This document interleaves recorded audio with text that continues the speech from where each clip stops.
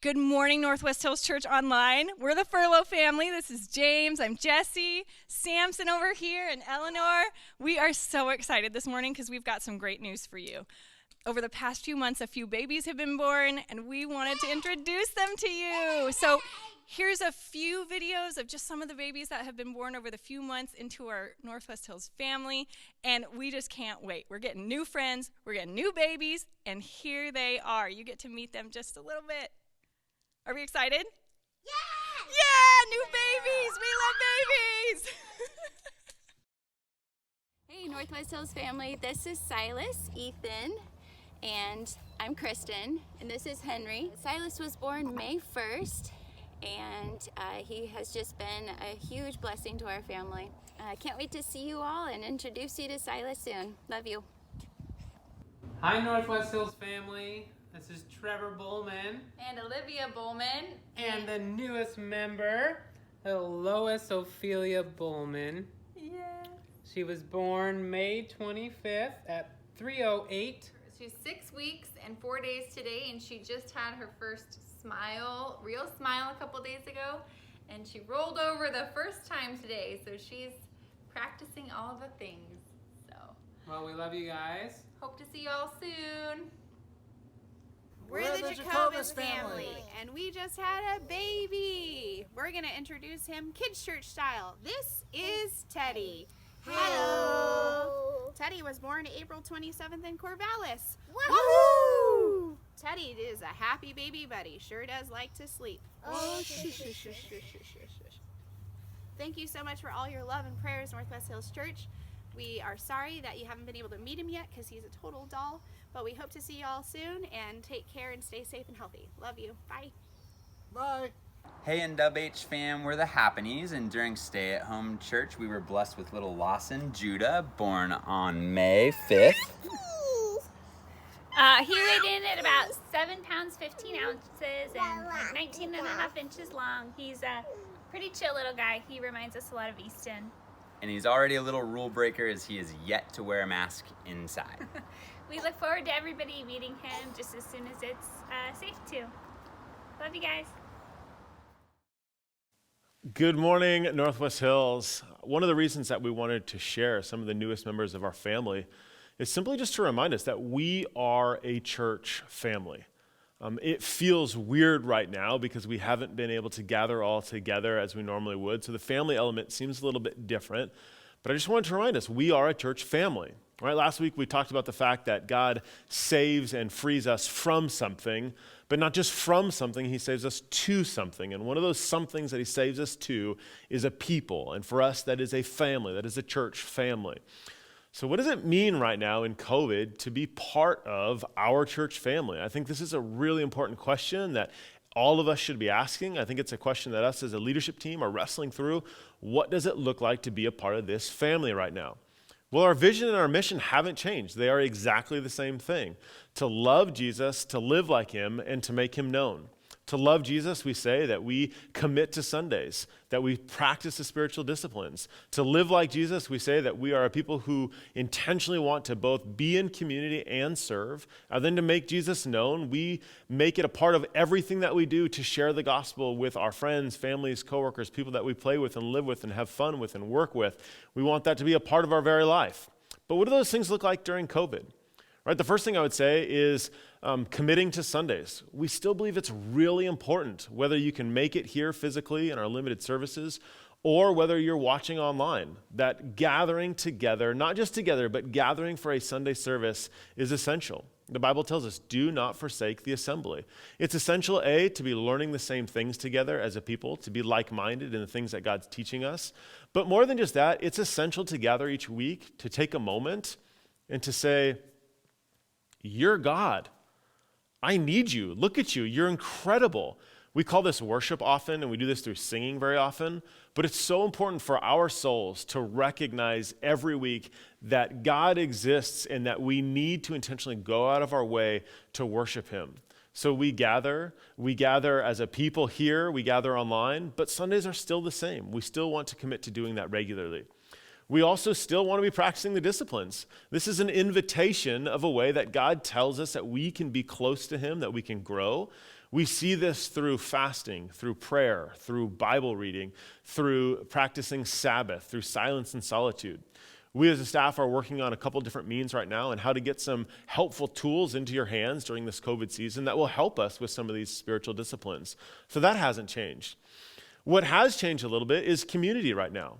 Right now, first of all, it's summer and our community groups take a break, but more importantly than ever in the fall, in September, would be that you would join a community group. Yeah, it's going to look a little different. Yes, occasionally, sometimes those will probably have to be on Zoom, but our hope is that those community groups will be able to meet in person, that you'll have kind of a small core team, your community group, that you will commit to meeting with. And the chances are you might be meeting with that group on Sunday mornings, watching something just like this, for a long season, and we want to commit to being connected and involved to a smaller group of people. Church isn't just about showing up on Sunday. It's not just about watching a film, but it's about connecting to a group of people, living like Jesus did in community. And then serving. Yeah, sure, serving right now looks a little bit different. We don't have a lot of the same programs right now. We don't have a lot of the same things happening on Sundays. But there are a number of things happening. Even just this very morning, I was talking to some of the guys from Men's 127 who are going out and serving a bunch of widows and single moms in our community. How awesome is that? There's opportunity for growth there. There's opportunity all over our campus as we're under construction, and there's a lot of needs that can be met here. And there still are programs and groups that are meeting. So a lot of different ways to serve. And then lastly, of course, we still want to be a people who make Jesus known. More than ever, we have opportunity as people are hurting and struggling. And I believe we're just at the beginning of what that's going to look like, where we can be praying for people and sharing with our neighbors, I care about you because someone cares about me, bringing our faith into our world everywhere we go. So, Northwest Hills, we are a family. Our family is growing as we are apart. And our family's mission and vision is still the same. We exist to love Jesus, to live like him, and make him known. Here's a word from Justin Jackson, and enjoy our Sunday service. Man, thank you so much for those words, Josh. What a good reminder of how our vision has remained throughout this season. Good morning, you guys. I'm Justin Jackson, the worship director. It is so good to see you. I miss you so much. I just want to give you a quick update about what we're doing in the next couple of weeks. Starting next week, this will be July 19th. We will no longer be doing videos like this. We will now be streaming our live service here in our sanctuary. So what you'll be seeing is the stuff happening on stage. There'll be maybe a little bit of latency, but it's just another step forward as we're kind of updating our systems and bringing you our services in person. So another point of connectivity. You'll be able to talk with one another, to chat, to in person at that moment, be able to say like, hey, it's so good to be here. So we're really excited to be doing that with you guys. That's coming up this next week. Thank you so much for being with us through this season as we've been doing these videos. I'm just so thankful for the opportunity we've had to connect even through this time. So enjoy the rest of the service, you guys. God bless you.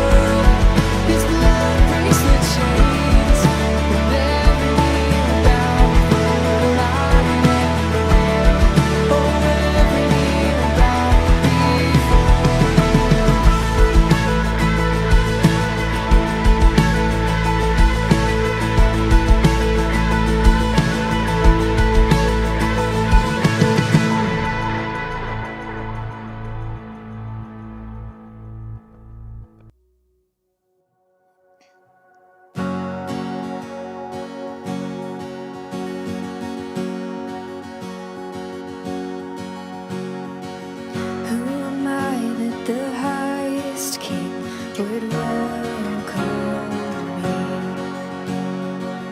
I was lost, but he brought me in. Oh, his love for me. Oh, his love for me. Oh, the sun sets free. Oh, it's free indeed. I'm a child of God. Yes, I am. Free at last, He has ransomed me. His grace was deep. While I was a slave to sin, Jesus died for me. Yes, He died for me. Oh, the sun sets free. Oh, it's free indeed. I'm a child of God. Yes, I am. In my Father's house, there's a place for me. I'm a child of God. Yes, I am. I am chosen, not forsaken. I am who you say I am. You are for me, not against me. I am who you say I am. I am chosen, not forsaken. I am who you say I am. You are for me, not against me. I am who you say I am. Oh, I am who you say I am. The sun sets free. Oh, it's free indeed. I'm a child of God.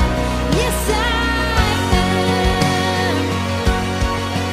In my Father's house, there's a place for me. I'm a child of God. Yes, I am.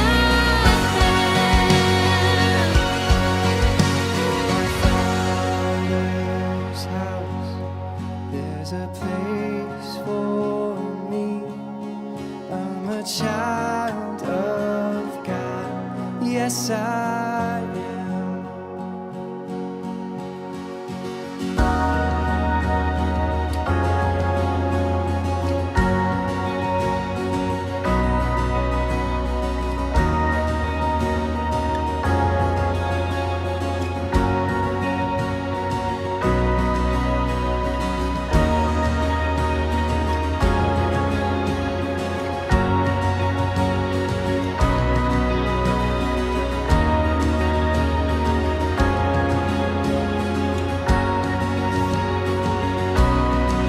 I am chosen, not forsaken. I am who you say I am. You are for me, not against me. I am who you say I am. Oh, I am who you say I am. Oh, I am who you say I am. Oh, the sun sets free. Oh, it's free indeed. I'm a child of God. Yes, I am. In my Father's house, there's a place for me. I'm a child of God. Yes, I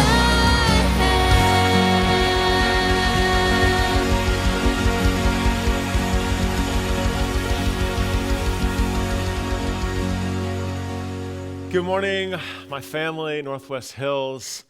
It is so good to be a church. And I've just been thinking a lot this week about a church and what it means to be a church and what it means to be a people and what it means that God saved us from something like we talked about last week, but He saved us to something. And one of the twos that God saved us to is a people, and we are that people, and we belong to each other. And so I just want to encourage you to continue to pursue what belonging looks like we talked about earlier in this video. Just be praying as a family, as an individual. God, what does me belonging in this season look like? It's going to be different, but we really want to fight against that consumer culture of, oh, I can just log on at any point, and if I don't like what Josh has to say, I can just stop it. We want to fight against that. We want to press into how can I belong to something bigger than just me and what I feel like I want in the moment. And maybe that's not Josh, and maybe it's another preacher, and maybe it's another singer, and maybe this, maybe that. But how do I belong to this family right now? And so as we're sitting kind of in front of that burning bush moment and saying, God, here I am, a question that I would just ask as we look to kind of prolong this COVID season of kind of separation from each other, what does it look like to belong for you? Does it look like partnering up with one family, just saying like, I'm going to serve you right now. I'm going to serve a senior right now. I'm going to serve a neighbor right now in like a regular ongoing way. I would say belonging might be something like sacrificing a Sunday morning just regularly to say, you know what, we're no longer going to just watch on our convenience. We're going to commit to 10 a.m. on Sundays or 9 a.m. on Sundays, whatever it is, but just getting ourselves in the practice and the habit of belonging to a people, as goofy as it is, and I get it. I think the idea of doing things out of convenience long run will do war to our souls and war to the body that God has saved us to. And so that's just something to think about as we get going. It is so good to be together. Love you guys. We're going to be in Exodus chapter 7 this morning. So if you got a Bible, go ahead and turn there. If you're brand new, first of all, welcome. Thank you for joining us. You can go to our website, endofhills.com, to find out more about what we're doing, about being a church who loves Jesus, who lives like him, who makes him known. But I would also encourage you, if you are new, go back and listen to the previous messages that we've been giving. Go back, listen to the podcast, because this will be kind of confusing. We're in the middle of a narrative. We're 9 weeks in, something like that. And so go back, listen to it. But I'm going to give you a quick recap, just super, super brief, and then we're going to jump right into our text today. So to date, where we've been is Moses and Aaron. And they go before Pharaoh and they say, hey, Yahweh, the Lord, he wants you to let his people go. These are like his firstborn son, and you've enslaved them for 400 years. God wants you to free them, release them. And Pharaoh says this fascinating question that we'll get after today. He says, who is the Lord that I should obey him? And Pharaoh responds and he says, thus says Pharaoh, not thus says Yahweh, thus says Pharaoh, here's my authority, here's my power. You're going to make the same amount of bricks, but I'm not going to provide the straw anymore. So effectively, he doubled their workload, and he said, you have to create the same product, but I'm not giving you the materials. And the result of that was the Hebrews saying to Moses, God curse you. Why did you come to us? And Moses returning to God and saying, God, I told you so. I told you so. I told you I'm not your guy. Why did you even send me here? Why did you even send me here? And God responded last week, like we talked about, and God said, okay, now I'm going to do something. I said I would do something through Abraham, through Isaac, through Jacob. 450, 500 years later, here we are. I'm doing something now. I'm saving you to something. And then we get a genealogy that we're not going to blaze through for just time's sake. We're jumping into chapter 7, and let's see what God has to say to Moses just in this continual conversation between God and Moses. So I would ask again, this is God's word, that you would stand as I read it, and that we honor and recognize this as something that is not from me, not something from my mind, but this is straight from the Lord himself. Exodus chapter 7, verse 1. And the Lord said to Moses, see, I have made you like God to Pharaoh, and your brother Aaron shall be your prophet. You shall speak all that I command you, and your brother Aaron shall tell Pharaoh to let the people of Israel go out of his land. But I will harden Pharaoh's heart. And though I multiply my signs and wonders in the land of Egypt, Pharaoh will not listen to you. Then I will lay my hand on Egypt and bring my hosts, my people of the children of Israel, out of the land of Egypt by great acts of judgment. The Egyptians shall know that I am the Lord, when I stretch out my hand against Egypt and bring out the people of Israel from among them. Moses and Aaron did so. They did just as the Lord commanded them. Now Moses was 80 years old, and Aaron was 83 years old when they spoke to Pharaoh. Then the Lord said to Moses and Aaron, "When Pharaoh says to you, 'Prove yourself by working a miracle,' then you shall say to Aaron, 'Take your staff and cast it down before Pharaoh, that it may become a serpent.'" So Moses and Aaron went to Pharaoh and did just as the Lord commanded. Aaron cast down his staff before Pharaoh and his servants, and it became a serpent. Then Pharaoh summoned the wise men and his sorcerers, and they, the magicians of Egypt, also did the same by their secret arts. For each man cast down his staff, and they became serpents. But Aaron's staff swallowed up their staffs. Still Pharaoh's heart was hardened, and he would not listen to them, as the Lord had said. This is the word of the Lord. Thanks be to God. You may sit down, you may get back to what you were doing if you were doing something else, as we listen to God speaking through the interpretation, application of his word here. This is one of those scriptures that you read, and quite frankly, you just have a bunch of questions coming out of it, right? Like the first question that comes to my mind is like, what in the world is this relationship between God and Pharaoh, and why does God keep saying that he's going to harden Pharaoh's heart? Right? Like, what is that about? What does that mean? What is Pharaoh's agency? Does he have real choices? What is this about? Right? The next question that kind of just jumps out to you is like, what's the deal with God and his desire to set Egypt, or to set the Hebrews free? Like, it seems like if God has this great desire to free his firstborn son, this nation, why go through all the trouble that he's about to go through? Why harden Pharaoh's heart? Why not just like, boom, release them and let them go? Like, what's the deal with the snake and the sticks and these little tricks? Like, what's the deal with the wise men too? Like the Egyptians, like they can do that too? Like that seems maybe unbelievable. It seems a little fantastical. Like, what's that all about? Right? What about Egypt? Like, what's God's plan for Egypt? You know, what's God's plan for those people? Is it just like, I'm just going to annihilate them all? Like, if so, why not just do that immediately? Kind of looking forward to the plagues that we're about to get in the next multiple chapters. Like, what are those about? Like, why multiple plagues? Why not just release your people, God? You're God, you can do that. So what's that all about? And then what is God showing by bringing these people out of Egypt?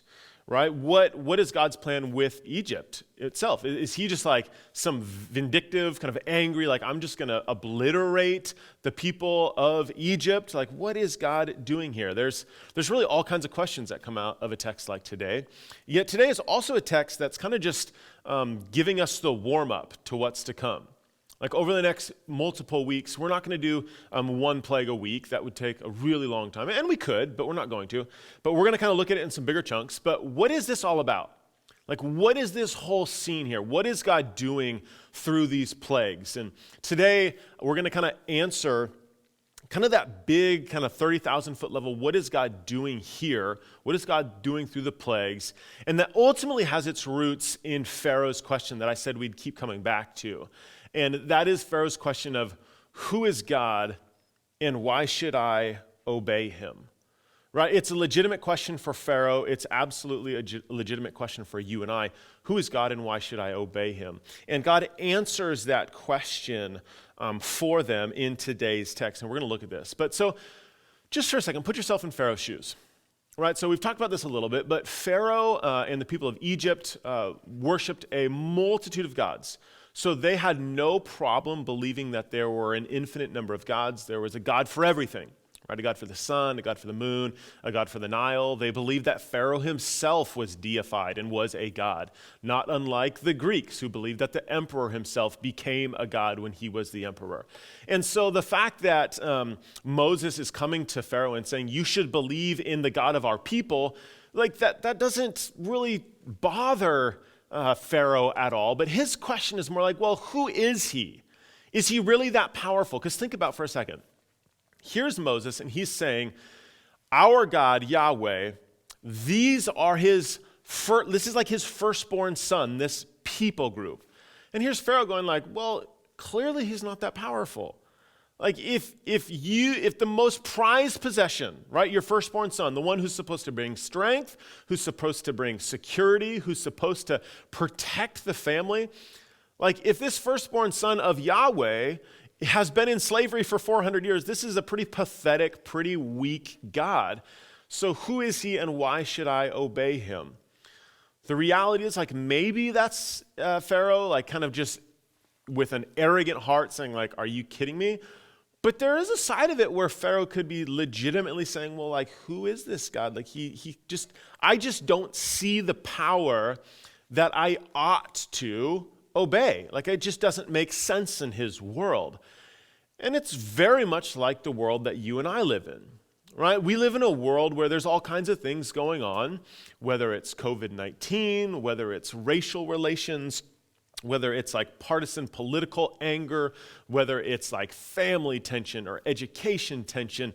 And a question that can easily arise is, well, okay, if God exists, does he have power or does he care about any of these things? Or is it just that like, hey, for you churches over there, like it's great that your God exists and yeah, you guys can go do your church thing and be kind of nice churchy people over there, but it doesn't really have a lot of bearing on our nation as a whole right now. God just doesn't have much to say about that. So who is he and really why should I obey him? The reality is the question that Pharaoh is asking is a question that subconsciously every human being who's ever been forced with answering anything about God, they're asking that question as well. And I think it's a really, really good question. In our text today, what we see in our text is that God shows, he tells us ahead of time, he's like, oh, here's how I'm going to share to Pharaoh, to Egypt, about my nature, about my being, about my character. And we see this, I believe, in verse 5. Listen to this in verse 5. This is God saying, oh, who am I and why should you obey me? Well, let me show you who I am and let me tell you why you should obey me. And we're going to see insane similarities to our world today. So here we go. This is verse 5. How will the Egyptians know? The Egyptians shall know that I am the Lord. Two things, when I do two things. When I stretch out my hand against Egypt, and when I bring the people of Israel out from among them. So the first thing that we see is God saying, who am I and why should you obey me? Well, here's who I am, and this is why you should obey me. You should obey me because I am going to stretch out my hand against Egypt. In other words, he's saying, like, I am going to display the full might and power of my strength. I'm going to show you who I am. Not only that, that's the first thing, but the second thing is I'm going to show you that I'm a God who frees. I'm a God who liberates. I'm a God who saves. And you will see this through the freeing of my people, the freeing of the Hebrews. So let's look at that first thing, God showing his power. We're going to look at kind of four different aspects of how God will show his power to Pharaoh, to the Hebrews, and to the Egyptians as a whole. The first one has to do with God showing the totality of his power, right? So think about how God shows his power with the plagues, right? It's kind of interesting. We look at our story today, and kind of the first little miracle that we see is Pharaoh saying, like, why should I obey you? And Moses says, oh, hey, here's a stick. Watch this. And kind of Aaron's got the stick and the staff, and here we go, and it turns into a snake, right? Well, that's kind of cool. Like, it's impressive, certainly. Particularly, like, if you believe that it actually happened, it's pretty impressive. But, like, God could have done anything. Like, you could have seen that stick and the staff, and you could have thought, like, well, that may have been an illusion. I don't know. Like, God could have done something significant. He could have done something absolutely spectacular, right? Like, he could have said, hey, Pharaoh, check out your palace right here. Watch this. Boom. And he could have turned it into a swimming pool, right? He could have done that. But what would have happened if he did that? Like, follow the logic with me. In a worldview where Pharaoh believed that there were multiple gods. Like, if Moses was able to just, boom, instantly turn his palace into a swimming pool, like, first of all, that would be really impressive. Probably a whole lot more impressive than a stick into a snake, because there would be no room for trickery in there. But if that were to happen, like, Pharaoh would have believed that, oh, okay, well, Yahweh is clearly the God who turns palaces into swimming pools. Like, that's who your God is. He is the God who does this one thing. And even if he said, okay, you can go, you can let your people go, like you can go to freedom, even if he did that, then the Hebrew people would have believed that, oh, our God is the God who can turn houses into swimming pools. But God is a lot more powerful than just a God who turns sticks into snakes or houses into swimming pools. Think about this. Why 10 plagues? Why 10? Well, through the totality of the 10 plagues, what does God do? God shows the totality of his power, right? So starting from the Nile, right, which would have been a source of one of their deities, to all these different acts that we see, to the animals, to the sickness, to just well-being and sickness, to the sun itself, to life itself eventually. Through 10 different acts, God is showing, hey, I have power, I have control over everything. And so for centuries to come, the God of the Hebrews is not just the God who can turn the stick into a snake. He's not just the God who can turn the palace into a swimming pool, but he is the God who rules over everything. I am Yahweh. You can try to do a little trick like us, like they did with the stick and the snake, but I will eat your snake. I will show you that I am the dominant one true God. So why does God use 10 plagues? He uses 10 to show that he has power over everything. The next thing we see is that God works through our freedoms, right? It's interesting. If God only wanted to free the Hebrews, and that was his only objective, like he didn't need Moses and Aaron.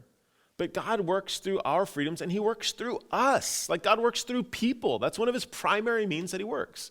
Like think about it. If God just wanted to free the people, it could have been like a Tuesday afternoon, and here's the Hebrews. They're making their brick, and they're finding straw. Like God could have just vaporized every single Egyptian at that moment. Boom. And the people of Israel would have been totally free. Like they could have done that. But God didn't choose to do it that way. Like God chose to work through feeble, anxious, scared people like Moses and Aaron and people like you and I. Again, one of the primary ways that we see God work is through human beings, is through you and is through I. And that is what we see in this story. We don't see God just kind of on his own doing his thing. We see God showing to the world his nature and his being. Who am I and why should you obey me? Let me show you. And one of the primary ways that he does that is through people. The third thing we see is that God often reveals himself through what we just consider very natural ways. Right, so think with me for a second. The first first miracle that Moses did is kind of turn the staff into a snake, right? Which is cool. It's a cool sign. And again, for someone who has a worldview that there are many gods who exist, that would not be a giant stumbling block, right? But for you and I, that might be something where we'd go maybe not you and I, because we believe that God exists. But if for someone who doesn't believe that there is a God who exists, that might be something that is a pretty significant stumbling block, right? I don't know about kind of like the burning bush, right? Bushes that don't burn, you just kind of write that off. It's that's not really believable. That's unbelievable. But that's not primarily the way how God works. God doesn't regularly work through things that we look at and we go that's just absolutely not believable at all. In kind of normal everyday life, God often works like he works through the plagues, right? And we're going to see this over the next upcoming weeks, but follow me just for a minute. Now, other than the first plague, now think about the first plague. The first plague is the text says that the Nile River was turned to blood. Right now, kind of Western mind, instantly we believe, very often, our minds go to okay, that's what happened. The Nile literally was blood. And that could have been what happened, absolutely. That could have been Moses' intention when he said the Nile turned into blood. That's what it possibly could have been. Possibly could have been that it looked like blood, it smelled like blood, but it might not have been blood. That might not have been Moses' even intention of writing that down. But either way, the first act, we can say okay, maybe that was an absolute miracle. Maybe it was something that was maybe more of a natural event. But then after that, every single kind of major plague that happened was a natural occurring event that was a byproduct of the first. For the most part, right? Just think of the general flow of this. So once the Nile turns bad, all the frogs leave the Nile, right? So there's frogs everywhere. That's a plague. And then the frogs die, right? And then there's gnats. And then there's flies. And then the animals get sick. And then there's boils, right? There's a pandemic. I know I'm not supposed to use that word, but people get sick, animals die. And then there's hail, and there's locusts, and then you've got the sun like being blotted out, and then you've got death of the firstborn. But most of these, like, it could be really easy to look at Pharaoh and to say, what an idiot, you should have believed God. But here's Pharaoh looking at a lot of these events, potentially saying like, yeah, it is kind of weird coincidentally that Moses said they were going to happen, and then they happened right when they did. But here's Pharaoh going like, this also seems to kind of be like a natural thing potentially. Like, I don't know. I don't know. I don't know that I want to believe God, right? Very much like how we might look at our world and say, man, there seems to be a lot of coincidences, but maybe it just feels natural. I don't know. I don't know if I want to believe that there's a God exists who I need to obey because I don't know. Very much, God often works through ways that seem quite natural. And to someone who has a predisposition towards not believing in him, it can be very easy to write it off as, oh, that's just another force of nature. Lastly, and this is a giant theme in the book of Exodus, and one that we briefly mentioned earlier, and I said I would come back to. I want to come back to this. This is the idea that God also works through our human agency. And we see this primarily through the language of God hardening Pharaoh's heart. Now, this is one that theologians obviously have been debating about for thousands of years. It's one that I'm going to solve right here, though, in the next 3 minutes, so that's pretty helpful, so just pay attention. I'm teasing, I'm obviously being kind of silly, but the first idea I think that comes to a lot of our minds when we think of God hardening Pharaoh's heart is like, wow, that seems really unfair. Like that doesn't seem right of God to do. Like we kind of get these ideas, at least I do in my mind when I think of like God saying, I'm going to harden his heart, is like, initially does Pharaoh have this like really soft heart? Like Pharaoh wants to do something, he wants to obey, and he's like, man, okay, I'm going to believe, but God's just like, nope, you are not going to believe me. I am going to use you as an object of wrath. Like, is that kind of the picture that's being shown here? Well, when you initially read that word that God's hardening Pharaoh's heart, like maybe that's what you would think, but I don't believe that that's what the story tells. Because if you read this story in its totality, we read multiple different things about this idea of God hardening Pharaoh's heart. First of all, 3 different places in the text, we read that Pharaoh hardened his own heart, right? So that is very true. So Pharaoh, on his own free will, his own human agency says, no, I don't want to obey you. No, I don't want to follow you. Who is the Lord that I should obey him? Nah, I don't want to do it. I'm going to do my own thing. I actually like the fact that I'm deified as God, and I'm going to do my own thing. Right? So we see that 3 different times. 7 different times we see the text telling us that Pharaoh's heart was hardened. It doesn't necessarily ascribe it to God or to Pharaoh, but it just says his heart was hardened. And 6 different times the text does say that God hardened Pharaoh's heart. So is it true that Pharaoh hardened his own heart and was disobedient towards God out of his own free will choice? Yeah, that's absolutely true. Is it simultaneously true that God hardened his heart and used Pharaoh from the beginning as a plan to show you and I today the very nature and being of who God is and how he works and what salvation looks like? Yeah, that's absolutely true. God works through our agency. You and I have free will, and yet God is sovereign and gets exactly what he wants. These are realities that are hard to wrestle with, but these are realities that the Bible very often speaks to, and it is very clear. Like, there's no denying that fact. Like, God is very clear. I will harden Pharaoh's heart. When he tells Moses in our text today, like, I want you to go to Moses, I want you to go to Pharaoh, and I want you to do these things, like, God tells him ahead of time, like, oh, and he's not going to listen to you, and I'm going to be part of his rebellion in that. But it's also very clear that Pharaoh on his own wants to rebel and not obey God. So we see that very, very clearly. So who is God? What is his power? First of all, we see that God is in control over everything, as displayed by his acts over all of the dominion of creation that we see in the 10 plagues. Right? Who is God? He is a God who primarily works through people. He works through people like you and I, through obedient, faithful people. Right? We talked about this weeks previously. God's working through the obedient action of the midwives.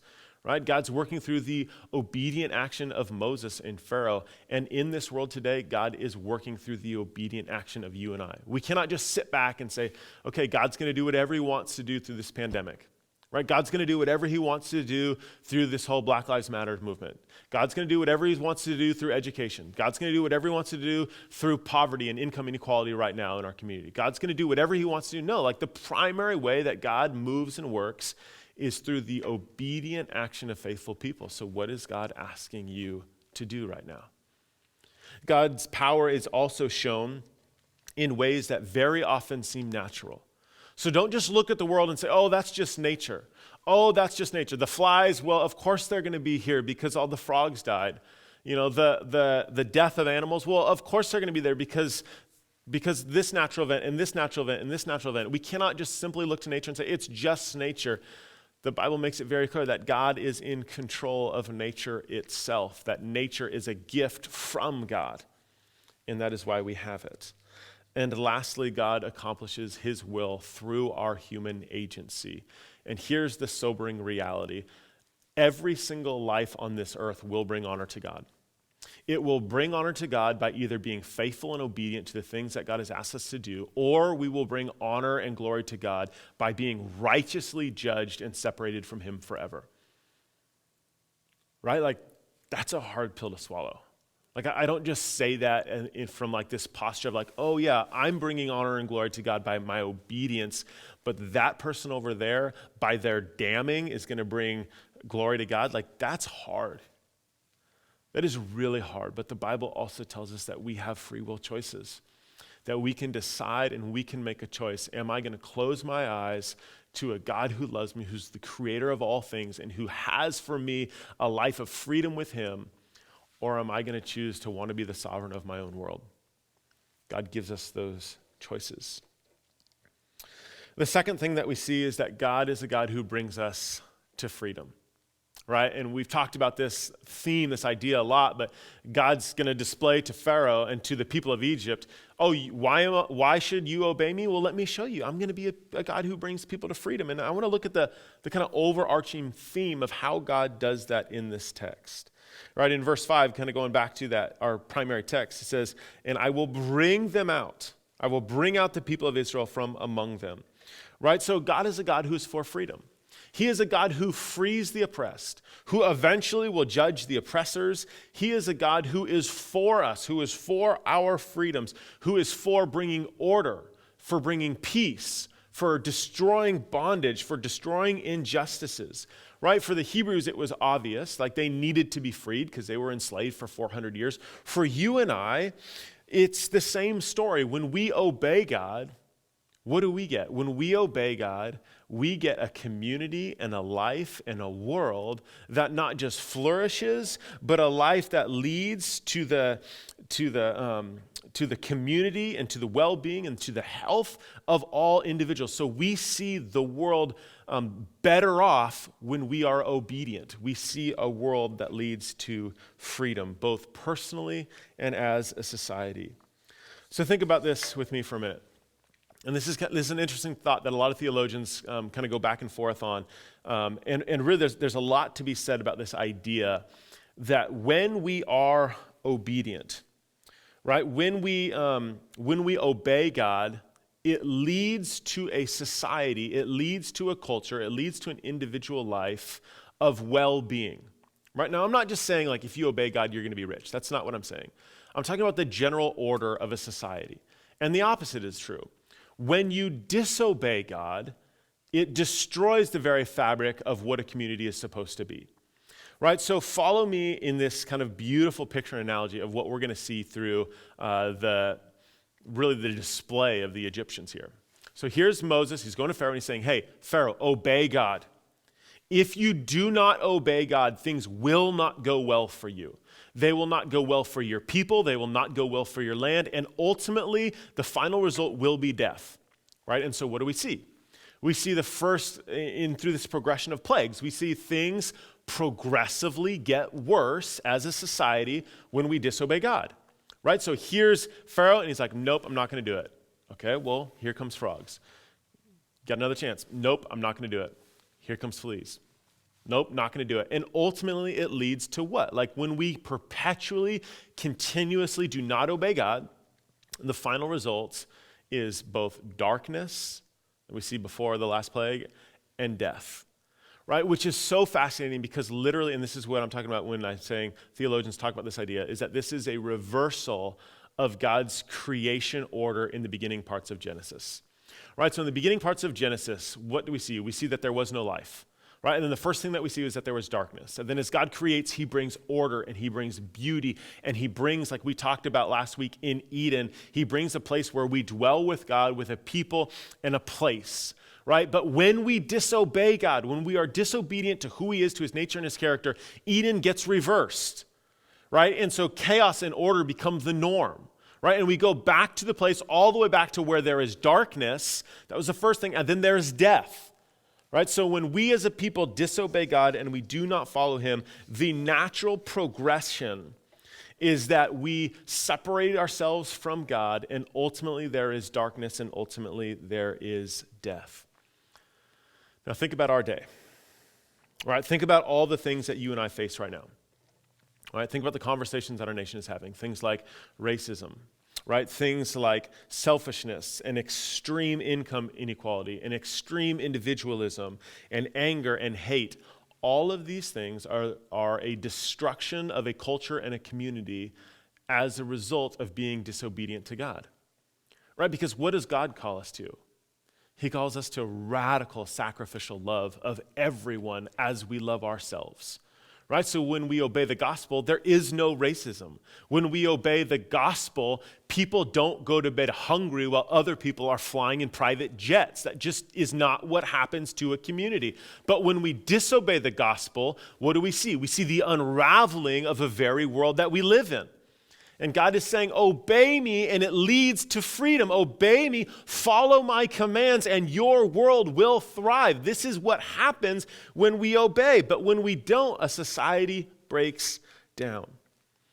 When we refuse to obey God, when you and I deny that God exists, what happened to Egypt will happen to us. Right, and think about this, as the progression of Egypt happens, and Pharaoh's saying, nope, I'm not going to obey God, and God's saying, okay, there will be consequences, there will be disaster, right?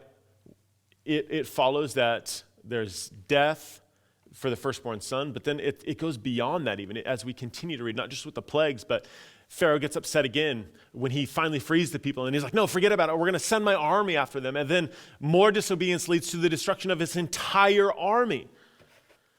Man, when we refuse to obey God, we live in a world where destruction is the norm. Lastly, and I'll close on this and we'll finish on this, I want to make one more point. Notice that neither the Egyptian nor the Hebrew were able to free themselves. All right, think with me for just a minute. The Egyptians thought that they were free. Pharaoh thought that he had the ability to make whatever choices he wanted whenever he wanted, very much like our world right now, very much like most people in our world. We believe that we have the individual authority. We believe that we have the autonomy. We believe that we want to live our lives the way that we want to live them. And when we do that, we are not free. And we see the results in Pharaoh. We see the results of what happened to Egypt when we disobey God. He was not able to free himself when he thought that he himself already was free. But then you have the people who knew that they were trapped. You got these Hebrews, but they couldn't free themselves either. Both of these groups of people needed to be freed from the outside, right? So for the individual who says, yeah, I've got it, I'm fine, I'm living my life, I'm doing my thing, I think I'm free, the final result will be death, and they need to be freed from that. And for the individual who knows, like, oh my goodness, I can't do this, I want to have freedom, I can't get out though, I'm stuck, I'm enslaved. They need help from the outside too, which is why ultimately this story culminates in the death and resurrection of Jesus Christ. Because what we're talking about here in terms of freedom is not just a freedom from the oppression of some worldly force, but it's the oppression of sin itself. It's the oppression from the very nature of our souls that say, I want to rebel against God, which will ultimately lead to a separation from God. And the only hope that we have is to say, Jesus, I can't free myself on my own. Whether I feel like I'm free or whether I know that I'm in bondage, I need you to come free me because I need you to pay for what I could never pay for, and that is my sin. And that is what we get in the cross. And that is why every single week we want to land right there back to Jesus, that we recognize that God is a God who is all-powerful, that God is a God who frees, and that the way that God frees is through his son sacrificing his life, that redemption that we talked about last week, that redeem word, that God gave his life so that we can have true, absolute freedom. So yes, we need to work hard and obey God to bring that Genesis 1 and 2 world of flourishing, right? But we need to recognize that first, in order to do that well, we need to be rescued. Whether we think we need it, like the Egyptians, or whether we know that we need it, the reality is we need the cross. Would you pray with me? Father God, I thank you for this word. God, I thank you that in your story of Exodus, it's still the same story today. God, that when we as a nation refuse to obey you, Genesis 1 and 2 come unraveled. And the final consequence will be separation from you and will be death. But God, this is not just about us as a nation making policies so that we'll obey you. It's about our need for you, Jesus. Our need to change our affections, to change our desires, and ultimately to pay for our rebellion against you. Jesus, we're hurting right now. I mean, the reality is, as a country, we're hurting, and I personally believe things are going to get harder. So, Jesus, we need you now more than ever.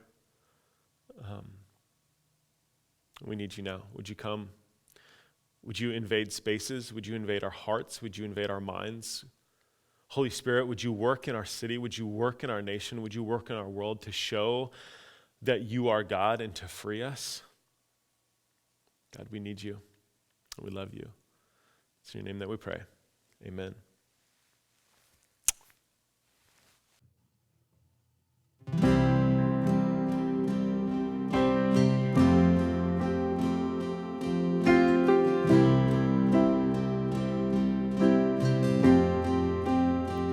How great the chasm that lay between us. How high the mountain I could not climb. In desperation, I turned to heaven and spoke your name into the night.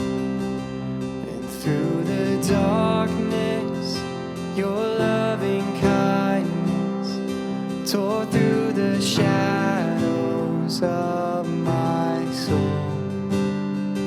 The work is finished, the end is written. Jesus Christ, my living hope.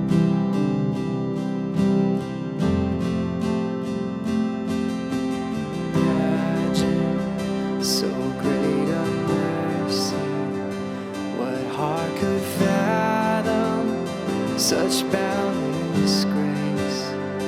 The God of ages stepped down from glory to wear my sin and bear my shame.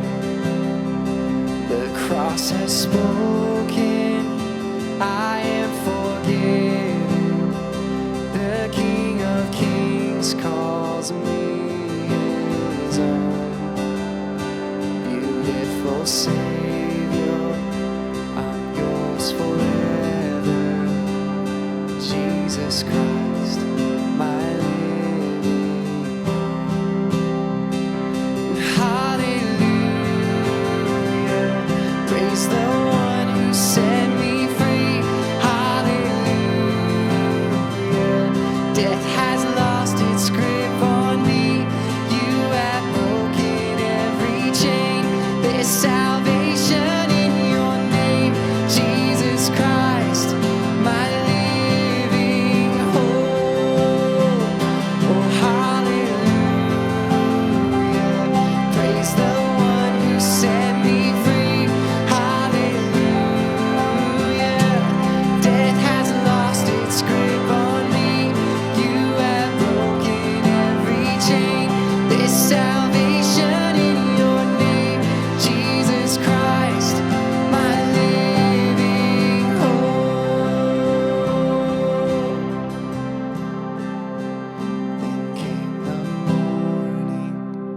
that sealed the promise. Your buried body began to breathe out of the silence. The roaring lion declared the grave has no claim on